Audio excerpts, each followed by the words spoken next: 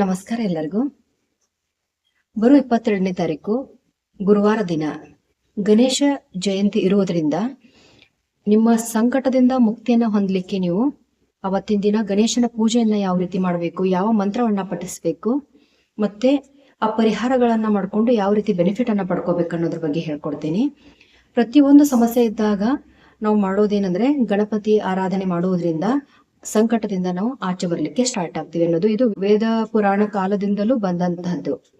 ಯಾಕಂದ್ರೆ ಯಾವ ದೇವರ ಪೂಜೆ ಇದ್ದಾಗ ನಾವು ಏನ್ ಮಾಡ್ತೀವಿ, ಫಸ್ಟ್ಗೆ ಗಣಪತಿ ಪೂಜೆಯನ್ನ ನಾವು ಮಾಡಿಬಿಟ್ಟು ವಿಘ್ನದಿಂದ ಮುಕ್ತಿಯನ್ನ ಕೊಡು ಅಂತ ಹೇಳಿ ಆಮೇಲೆ ನೆಕ್ಸ್ಟ್ ಪೂಜಾ ವಿಧಿಗಳನ್ನೆಲ್ಲ ಮಾಡ್ತಾ ಇರ್ತೀವಿ.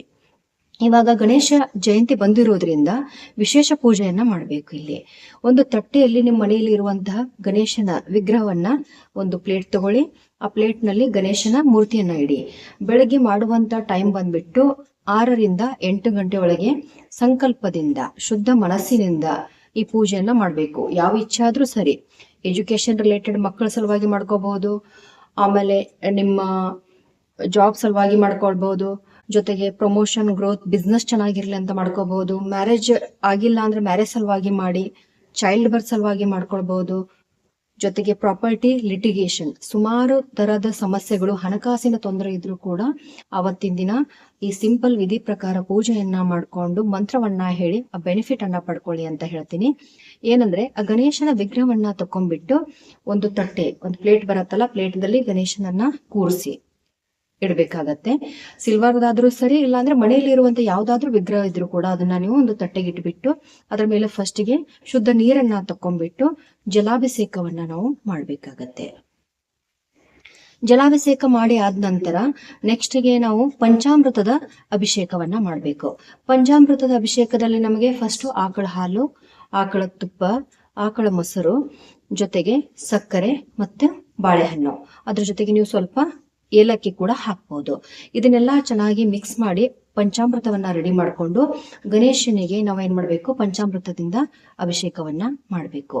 ಅದಾದ ನಂತರ ಮತ್ತೆ ನೀವು ಶುದ್ಧ ನೀರಿನಿಂದ ಅದನ್ನ ಗಣೇಶನ ವಿಗ್ರಹವನ್ನ ತೊಳೆದ್ಬಿಟ್ಟು ಒಂದು ನೆಕ್ಸ್ಟ್ ಇನ್ನೊಂದು ಪ್ಲೇಟ್ ಅನ್ನ ತಕೊಂಡ್ಬಿಟ್ಟು ಆ ಪ್ಲೇಟ್ದಲ್ಲಿ, ಆ ತಟ್ಟೆಯಲ್ಲಿ ಗಣೇಶನನ್ನ ಒಂದು ಕೆಂಪ ಬಟ್ಟೆಯ ಮೇಲೆ ನಾವು ಕೂರಿಸ್ಬೇಕಾಗತ್ತೆ. ಕೂರಿಸ್ಬಿಟ್ಟು ಗಣೇಶನಿಗೆ ನಾವು ಅಷ್ಟಗಂಧ, ವಿಭೂತಿ, ಧೂಪ, ದೀಪವನ್ನ ತೋರಿಸ್ಬೇಕು. ಜೊತೆಗೆ ನಾವು ಇಲ್ಲಿ ಅರ್ಪಣೆ ಮಾಡುವಂತ ಹೂವು ಏನ್ ಬರುತ್ತಲ್ಲ ಅದು ಕೂಡ ಕೆಂಪು ಹೂವಾಗಿರ್ಬೇಕು. ನಿಮಗೆ ದಾಸವಾಳ ಹೂವ ಸಿಕ್ಕರೆ ಒಳ್ಳೇದು, ಅಂದ್ರೆ ಹೈಬಿಸ್ಕಸ್ ಅಂತ ಹೇಳ್ತೀವಿ. ಆ ಹೂವ ಅದನ್ನ ನೀವು ಹಾಕಿ, ಇಲ್ಲ ಅಂದ್ರೆ ನೀವು ರೆಡ್ ರೋಸ್ ಸಿಗತ್ತಲ್ಲ ಅದು ಕೂಡ ಹಾಕಿದ್ರು ಏನೂ ತೊಂದರೆ ಇಲ್ಲ. ದಾಸವಾಳ ಹೂವು ಸಿಕ್ಕಿದ್ರೆ ಇನ್ನಷ್ಟು ನಿಮಗೆ ಬೆನಿಫಿಟ್ ಸಿಗತ್ತೆ. ಆ ಹೂವನ್ನ ಹಾಕುವುದು. ಜೊತೆಗೆ ನೀವೇನ್ ಮಾಡ್ಬೇಕು, 21 ಗರಕೆಗಳನ್ನ ಸಂಕಲ್ಪದಿಂದ ನನ್ನ ಈ ಕಾರ್ಯ ಆಗ್ಲಿ, ನನಗೆ ಈ ಪ್ರಾಬ್ಲಮ್ ಬಂದಿದೆ, ಇದು ಸೊಲ್ಯೂಷನ್ ಸಿಗ್ಲಿ ಅಂತ ತಿಳ್ಕೊಂಡು 21 ಗರಕೆಯನ್ನ ನಾವು ಗಣೇಶನ ವಿಗ್ರಹಕ್ಕೆ ಏರಿಸ್ಬೇಕಾಗತ್ತೆ. ಅದಾದ ನಂತರ ನಮ್ಗೆ ನಾವೇನ್ ಮಾಡಿರ್ತೀವಿ, ಜೊತೆಗೆ 2 ತುಪ್ಪದ ದೀಪಗಳನ್ನ ಹಚ್ಚಿರ್ತೀವಿ.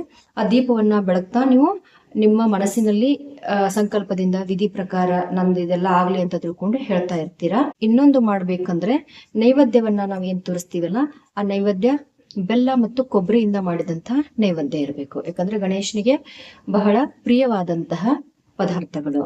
ನೀವು ಮೋದಕ ಮಾಡ್ಲಿಕ್ಕೆ ಸಾಧ್ಯ ಇದ್ರೆ ಮೋದಕವನ್ನ ಮಾಡಿ, ಅಥವಾ ಬೆಲ್ಲ ಮತ್ತು ಕೊಬ್ಬರಿಯಿಂದ ಯಾವ್ದಾದ್ರು ಐಟಮ್ ಮಾಡಿಬಿಟ್ಟು ನೈವೇದ್ಯವನ್ನ ತೋರಿಸಿ.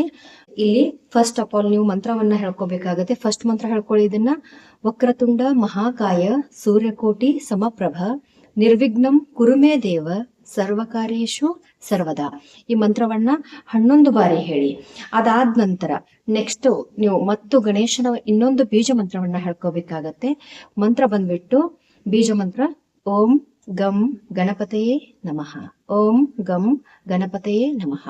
ಈ ಮಂತ್ರವನ್ನ ನಾವು 108 ಬಾರಿ ಹೇಳುವುದರಿಂದ ನಮ್ಮ ಎಲ್ಲ ಇಷ್ಟಾರ್ಥಗಳು ಪೂರ್ಣ ಆಗ್ಲಿಕ್ಕೆ ಸ್ಟಾರ್ಟ್ ಆಗತ್ತೆ.